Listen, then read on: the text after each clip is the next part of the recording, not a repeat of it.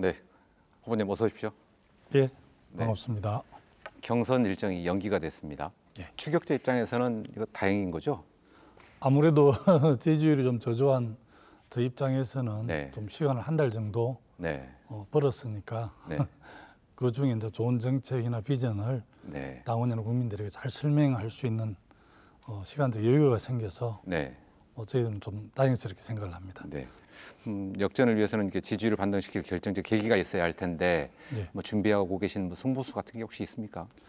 6분 본선 후보들이 있는데요. 네, 6분 후보 중에 5분은 다 수도권에 집도 있고 다 수도권에서 네. 대학을 졸업하신 분들인데 아무래도 다 수도권 중심으로 몸에 좀 체화가 돼 있는 분이고 네, 저는 뭐 여전히 수도권에 살고 있지만 수도권에 집도 없고 또 유일하게 제가 이제 지방 대학을 나왔고 네. 또 정말 선진국들을 보면 그 선진국이라서 자치분권 균형 발전이 잘 돼 있는 게 아니라 네, 지방 분권 균형 발전이 잘 된 나라가 나중에 다 선진국이 되거든요. 네, 그래서 저는 지금 유일하게 급진적 균형 발전, 가감한 자치분권을 통해서 대한민국이 서울공화국이 아닌 연방공화국으로 가야 한다. 네. 뭐 자치분권 균형 발전은 대표 공약 중 하나니까 이따가 또 자세하게 얘기하도록 하고요. 경선 관련 질문 하나 더 드리겠습니다.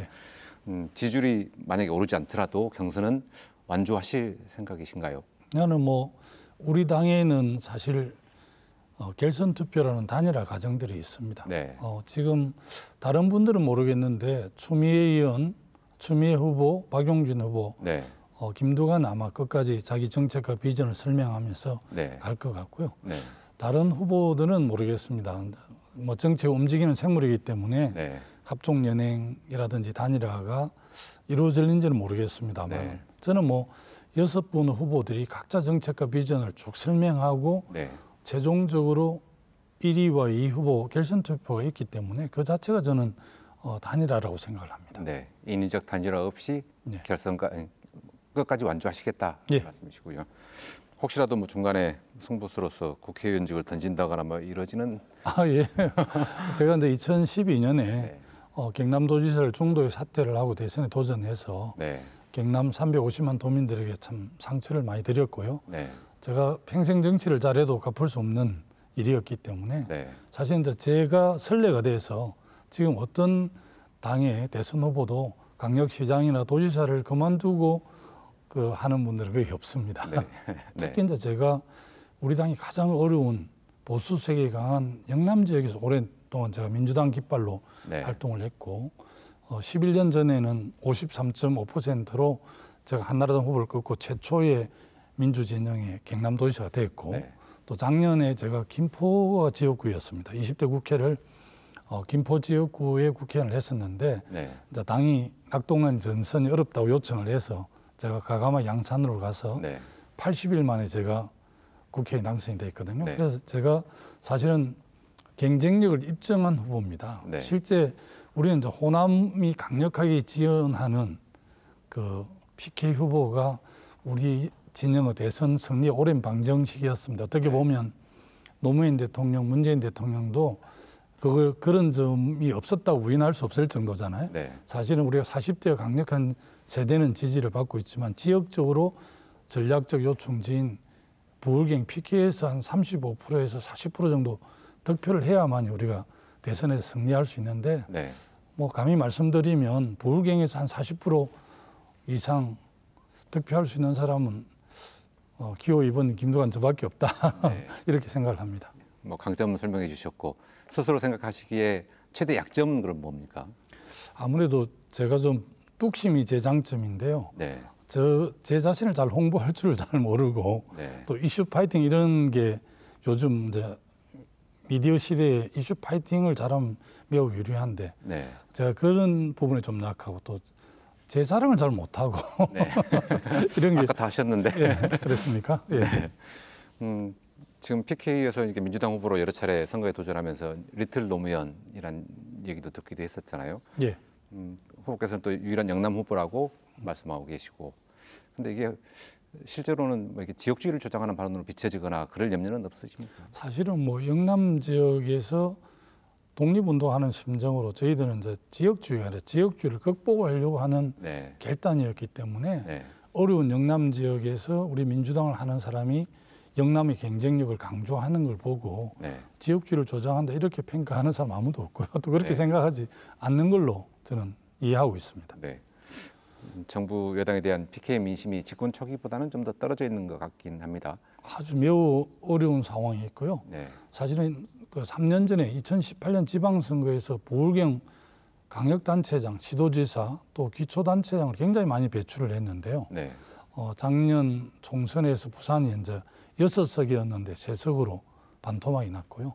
지난번 4.7 보궐선거에서 네. 김영춘 전 해양수산부 장관이 부산 강력시장 후보로 나가고 저도 명예선대위원장으로 한 20일 상주하면서 네.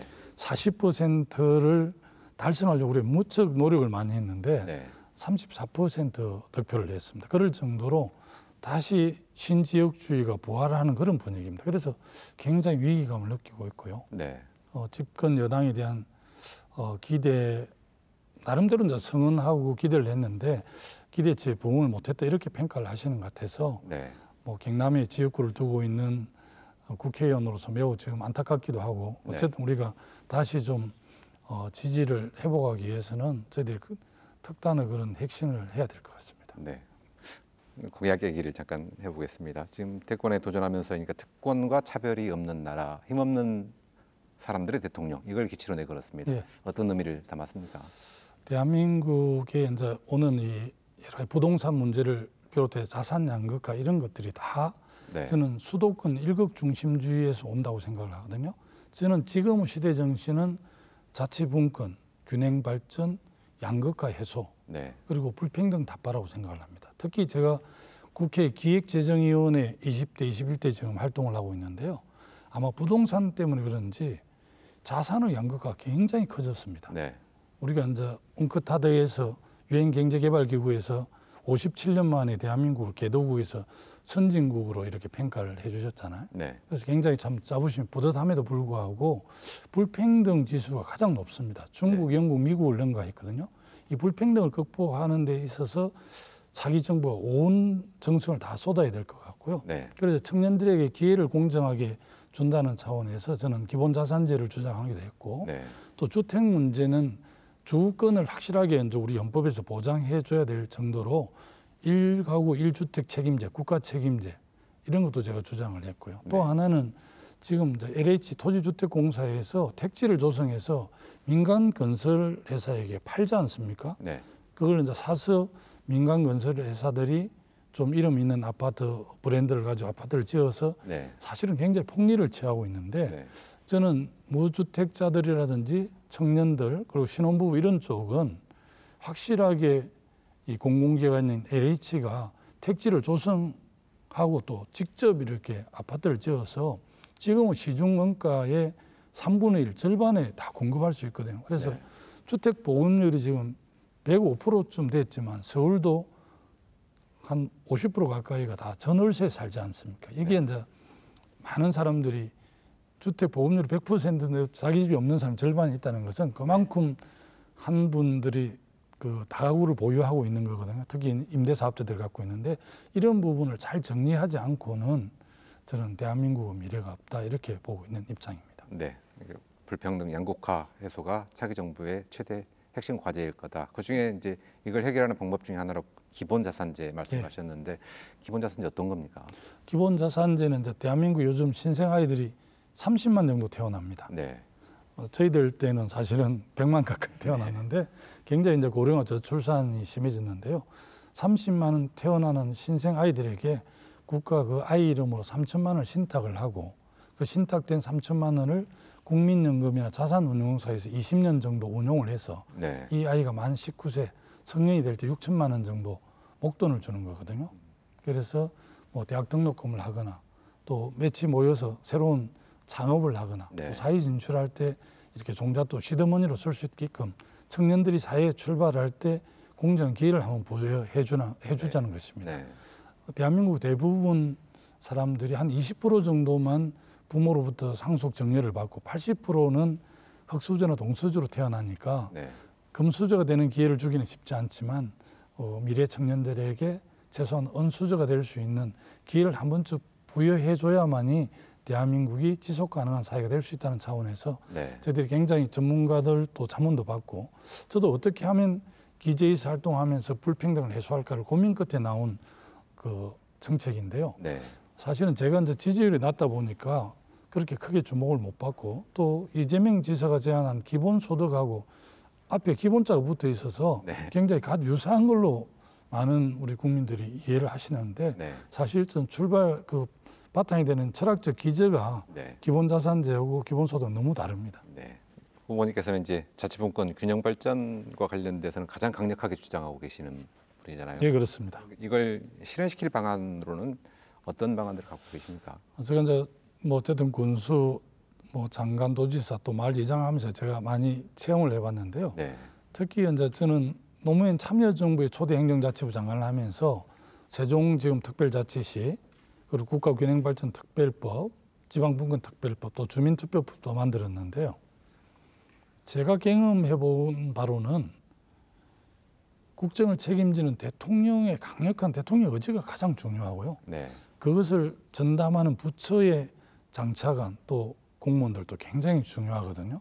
핵심 도시를 이제 노무현 정부에서 만들었는데 네. 나주 강주 전남 핵심 도시가 나주에 있지 않습니까? 네. 에너지밸리가 있는데 핵심 도시가 제대로 될 때 유일하게 수도권 인구가 안 늘었거든요. 네. 그 이후에 지방정부라는 개념이 거의 사라질 수 없었기 때문에 수도권이 더 집중이 돼서 오늘 이런 문제가 생기는데 그래서 이 어쨌든 대통령 중심제 하에서 최고국 정책임자인 대통령 의지가 가장 중요합니다. 네. 저는 국회와 청와대를 확실하게 세종시로 옮겨서 세종시를 행정수도로 완성을 하고 네. 지금 뭐 대법원과 헌법재판소를 사법신도시를 만들어 지방에 다시 이전을 하고 네.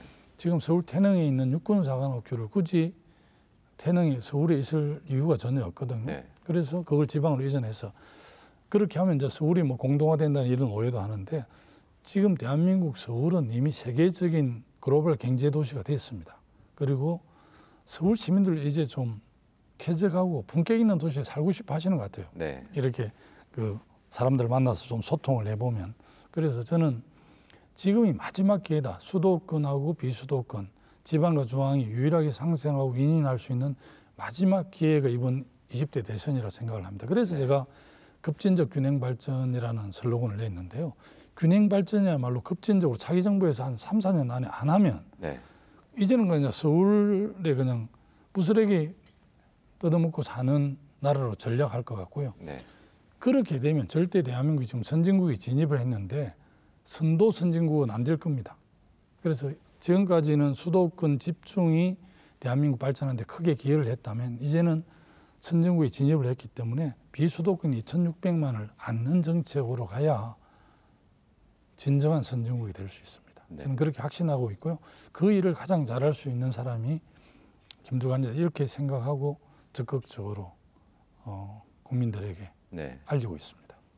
연방제 자치국가를 위해서 연방제 개헌도 필요하다고 주장하십니다. 예, 저는 이제 문재인 대통령도 이제 연방제에 준하는 수준의 뭐 지난번에 개헌안을 내놨는데요. 네. 국회가 그들도 보지도 않아서 네.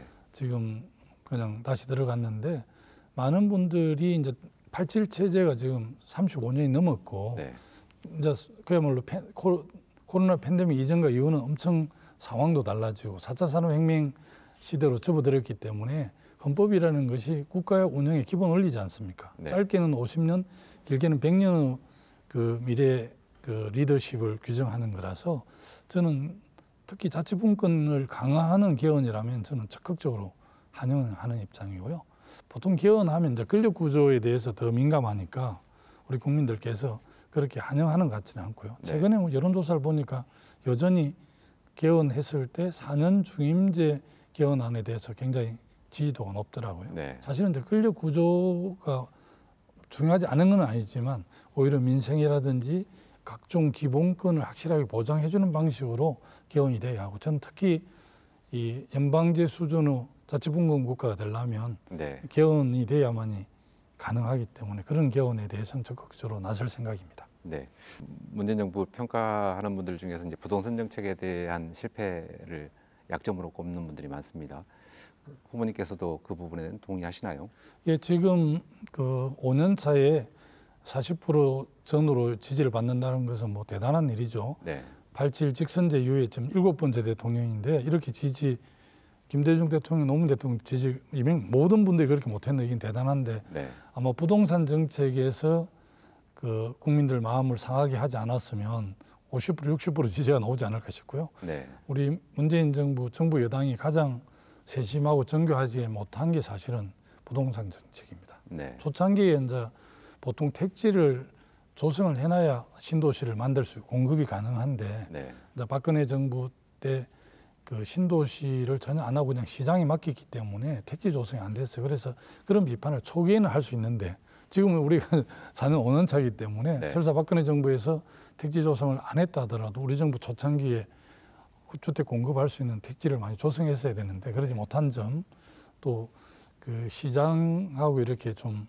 대립되는 뭐 이런 여러 가지 정책, 네. 또 임대차 3법도 사실은 임대하시는 분들을 보호하려고 했는데 그게 우리 정책 의도가 다르게 나타났고, 또 임대 사업자들도 청년들의 주거권을 확보해 주기 위해서 했는데 오히려 그러다 보니까 이제 세금을 면제하고 하다 보니까 오히려 잉여자고 유동성이 많은 사람이 오히려 조세를 회피하는 수단으로 은행에 돈을 넣는 것보다는 부동산에 투자를 해서 임대 사업을 하는 게 훨씬 더 소득이 많아졌지 않습니까? 그러니까 네. 우리가 정책을 목표로 했던 것이 실제 현장 결과가 다르게 나타나면서 이제 국민들이 많이 오해를 했는데 네. 부동산 정책에 대해서는 저희들이 뭐 할 말이 없게 됐죠. 네. 20 몇 번 했는데 아직도 미안의 가지로 남아 있고요.